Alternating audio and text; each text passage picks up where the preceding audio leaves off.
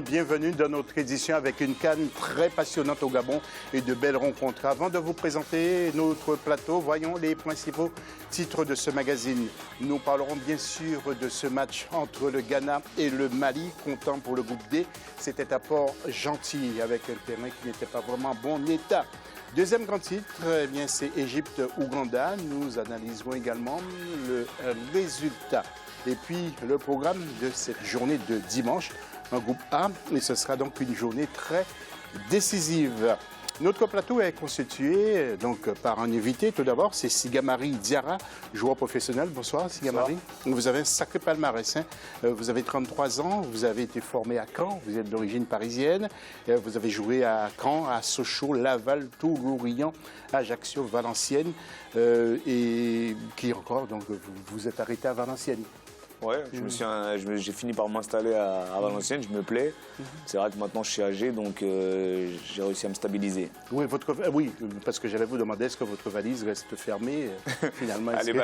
Vous savez, dans notre milieu, la valise n'est jamais fermée, mais en tout cas, il me reste encore 2 ans et demi de contrat.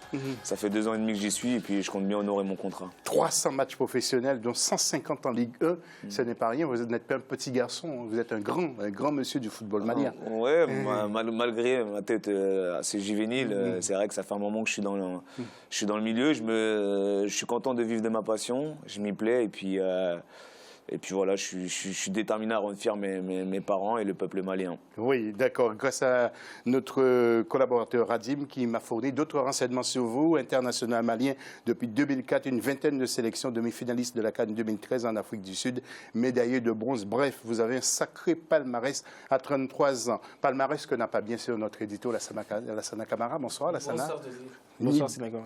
Ni Bilal Nedman. À manger, les 500 matchs en Ligue 1, je les ai. 500 matchs en division, là, oui. Et l'instant web avec, merci messieurs, l'instant web avec Gaël Onana, comme à chaque émission. Tout de suite, nous allons la retrouver. Gaël, c'est à vous. Le football reste de loin en Afrique le sport le plus populaire, mais malheureusement, au niveau local, il est encore très peu développé dans de nombreux pays d'Afrique subsaharienne. Quelle stratégie mettre en place pour promouvoir le football local en Afrique? Rendez-vous sur les réseaux sociaux avec le hashtag A24CAN 2017 ou alors à travers notre adresse email habituelle pour donner votre avis sur la question. Merci beaucoup Gaël, merci encore et on se retrouve tout à l'heure en début de deuxième partie d'émission. Juste après ce jingle, nous allons analyser Ghana-Mali.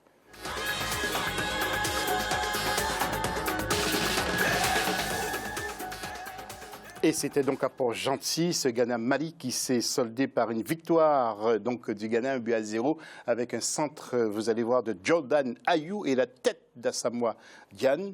Donc, qui a trompé le gardien malien. Donc, les frères Ayew ont été, encore une fois, déterminants. Ils ont été très, très bons donc, au cours de ce match. Est-ce que c'est votre avis, justement? Sigamari, grosse déception, je suis sûr, vous êtes un peu triste. Hein?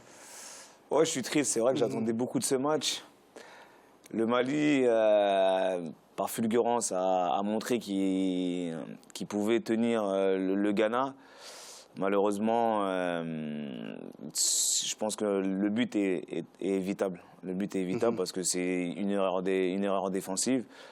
Gyan, le joueur le plus dangereux, qui se retrouve seul dans la surface de réparation, c'est compliqué de ne pas encaisser des buts. C'est une tour, hein. Il monte très très haut ce garçon. Ouais, il monte très très haut. C'est pour ça qu'on sait que dans la surface de réparation, si tu lui laisses 3-4 mètres, déjà n'importe quel attaquant est capable de les mettre, mais un des meilleurs attaquants d'Afrique encore plus. Oui, vous qui êtes un spécialiste, un professionnel du football, vous n'avez pas l'impression qu'il y a beaucoup d'erreurs défensives en ce moment? Oui, il y a beaucoup d'erreurs défensives, donc je ne sais pas si c'est dû aussi au terrain. Parce que c'est vrai que les terrains, franchement, je suis assez choqué de l'état des terrains. Malheureusement, on est obligé de faire avec, mais je ne sais pas c'est quoi, mais c'est vrai qu'il y a des erreurs défensives. Et on sait qu'en Afrique, malheureusement, le problème, c'est beaucoup les défenses. Oui. Lassana, je reviendrai vers vous tout à l'heure pour donner une note à ce match. Mais Bilal, on va vous retrouver. Qu'est-ce que vous retenez de cette rencontre? Moi, je retiens de cette rencontre les frères Ayou, José, qui ont été quand même assez performants. Surtout en première période où on a vu André Ayou assez décisif. Il a essayé de créer l'action pour en mettre quelques-uns au fond des filets. Et certains pensaient qu'André Ayou allait être absent. Justement, et son frère a repris le flambeau aussi durant ce match. Mais je reste un peu sur la fin concernant les Maliens. J'aurais voulu avoir un tout autre destin pour ces Maliens. Parce que quand même la formation et même l'équipe, il y a eu un certain engouement de la part de ces Maliens. Bon, ça ne l'a pas fait cette fois-ci. On verra pour la prochaine édition de cette Coupe d'Afrique. Oui. Alors, Lassana, quelle note donnez-vous à ce match? Je donne un 12 sur 20 sur ce match-là. C'était un match passionnant. Mais je reste sur ma faim parce que le Mali a fait un non-match absolu. Les Maliens, ils n'ont rien construit dans ce match-là. Même quand on construit de derrière, il n'y avait pas de dynamisme, il n'y avait pas de passion. En plus, le Mali a joué à 10 dans ce match-là. Je masque mes mots. Bakary Sako, sincèrement, il ne méritait pas de jouer ce match-là. Vous avez le droit de réagir, messieurs. Attention. Parce que là, Lassana va vous assassiner. Ouais. Mais réagissez. Bakary Sako, depuis 2 matchs, il ne faut rien sur le terrain. On a Yves Bifouma, qui est un grand joueur. Quand il est rentré, il a failli presque donner un but au Mali. Il n'y avait pas de percutant dans ce match-là côté malien. Et en plus, l'entraîneur Alain Giresse, je ne sais pas ce que le Mali attend d'Alain Giresse. Alain Giresse a plombé le Sénégal. Maintenant, il est au Mali. Rien n'avance avec cette équipe-là. On a des jeunes qui sont talentueux, mais il n'y a pas de tueur devant, il n'y a pas d'attaquant pour le Mali. Mariga, il est un peu léger. C'est un peu trop. Il est trop dur, je crois, Lassana, avec Alain Giresse, parce qu'Alain Giresse, quand même, il essaye d'apporter une certaine cohésion avec son groupe. Il essaye de mettre en avant des nouveaux procédés qu'il avait essayé de mettre aussi avec le Sénégal. Bon, ça ne l'a pas fait. Mais après, on ne peut pas dire qu'aujourd'hui, les Maliens n'ont rien produit sur ce match-là. Là, je ne suis pas tout à fait d'accord avec Lassana. Alors, Lassana qui dit effectivement que les Maliens ont été besognés. Je sais qu'Alain Giresse nous regarde. Est-ce que vous êtes d'accord? Parce que je trouve quand même qu'Alain Giresse a constitué un beau groupe. Un beau, je dis bien. C'est pour ça que c'est sur le point sur lequel je ne rejoins pas du tout Lassana.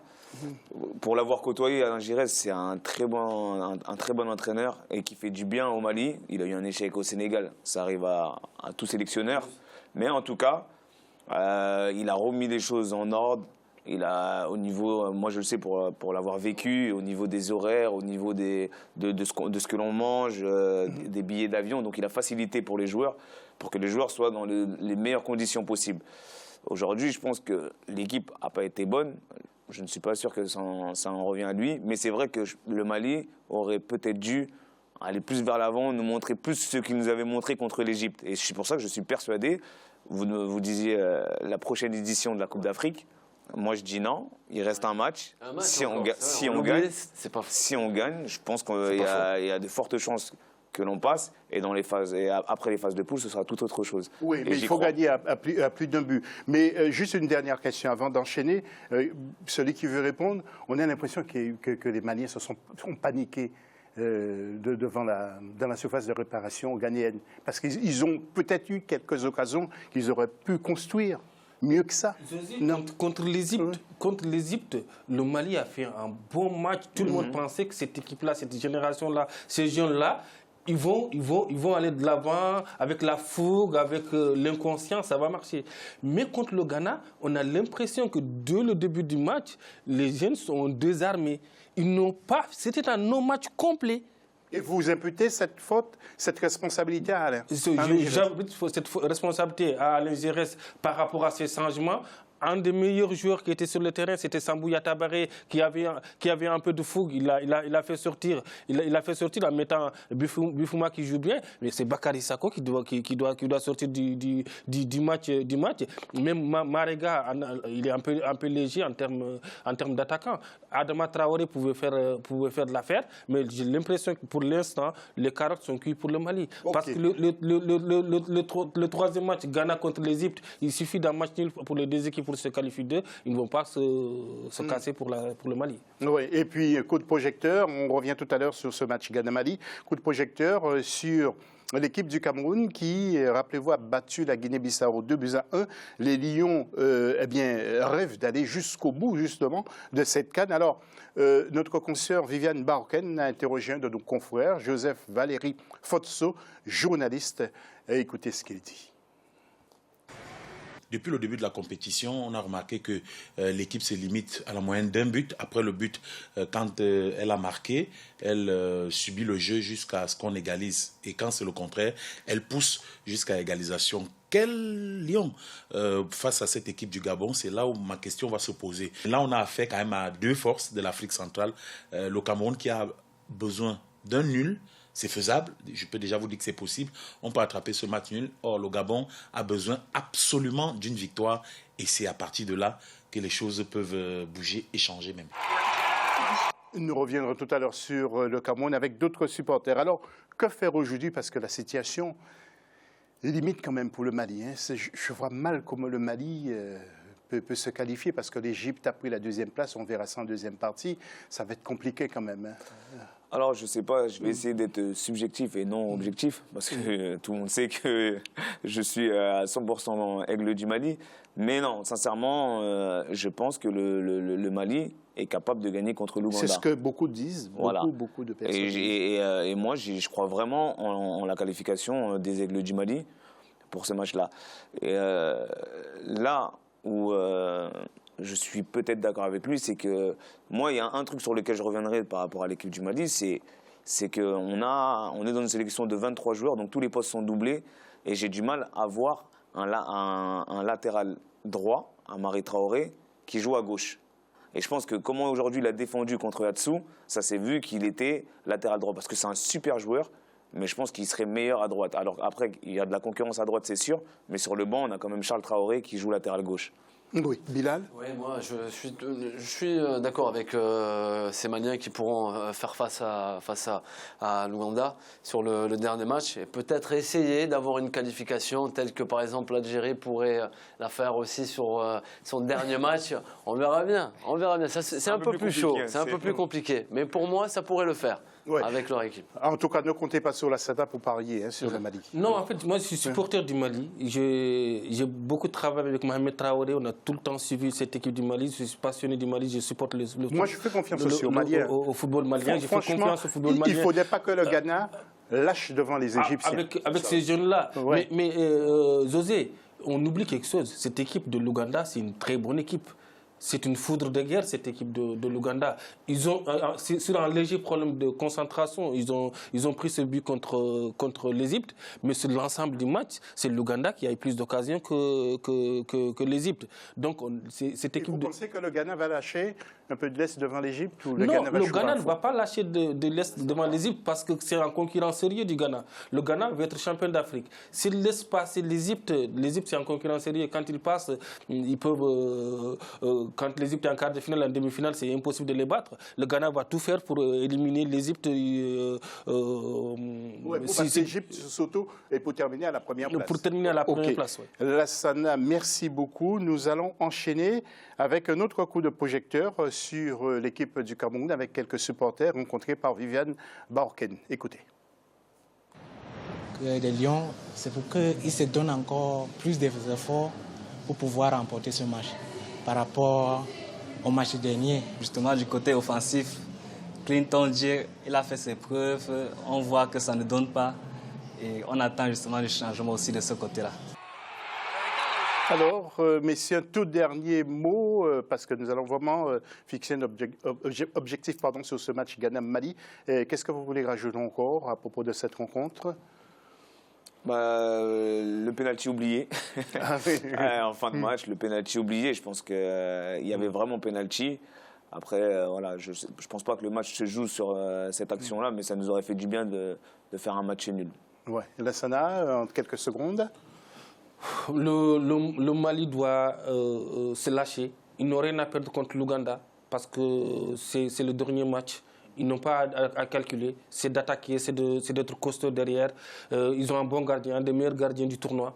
Donc je pense que le Mali doit se réarmer offensivement pour essayer de marquer 2 ou 3 buts à l'Ouganda et espérons par un miracle se passer. Oui, Bilal, vous avez 15 secondes à peu près. Je dirais que tout simplement le Mali, dommage pour le match qu'ils ont fait. Ça aurait pu avoir un meilleur résultat si on aurait eu la perfection en défense et aussi les relances qu'il faut. Mais c'est vrai que le Ghana, moi j'ai été vraiment surpris par les frères Ayou. Et bon, pour la suite, ça va être, je crois, assez bien pour leur équipe et tout le peuple ghanéen. Ouais, et puis le Ghana qui a de la chance et qui participe toujours au Caridas à chaque édition, quasiment qui ne va rien lâcher, surtout avec les frères Ayou qui en veulent en permanence, donc qui sont là et qui portent cette équipe du Ghana très haut. On se retrouve après la pause pour la deuxième partie de cette émission et pour commenter l'autre match, Égypte-Ouganda.